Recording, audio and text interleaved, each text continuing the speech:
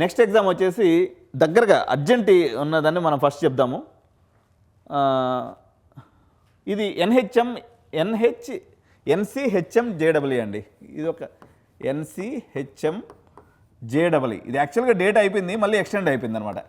So ఇది ఏంటంటే hotel management ఎవరైతే చదవాలనుకుంటారో వాళ్ళకి సంబంధించినటువంటి నేషనల్ వైడ్ ఎంట్రన్స్ టెస్ట్, చాలా మంచి నేషనల్ వైడ్ ఎంట్రన్స్ కాలేజెస్ అన్నీ కూడా దీంట్లో ఉంటాయి. దీనికి డేట్ వచ్చేసి 15th వరకు ఉందండి, జస్ట్ లైక్ కామెడీకే. సో ఇది హోటల్ మేనేజ్మెంట్ చదవదలుచుకుంటే ఇది కూడా ఎన్టీఏ కండక్ట్ చేస్తుంది ఎగ్జామ్. ఇప్పుడు మనకి మేనేజ్మెంట్ చదవాలనుకుంటే Indian institute of management, engineering చదవాలనుకుంటే ఐఐటీస్ ఎన్ఐటీస్, అదేవిధంగా హోటల్ మేనేజ్మెంట్ చదవాలనుకుంటే ఎన్సిహెచ్ఎం జేడబ్ల్యూ అనేటువంటి ఎగ్జాము.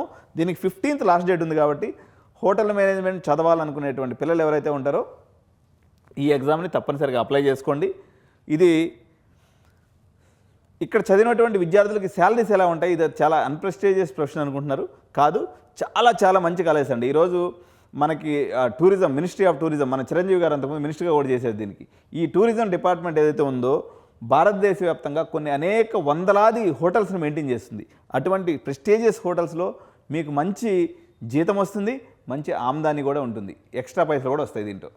ఓకే, సో మీకు ప్రెస్టేజ్ లేదు, మంచి శాలరీ ఉండాలి, నాకు ఈ మ్యాథ్స్తో తలకాని పొద్దు అనుకునేటువంటి వాళ్ళందరూ కూడా ఈ యొక్క ఎంట్రన్స్ ఎగ్జామ్ని తప్పనిసరిగా రాయండి.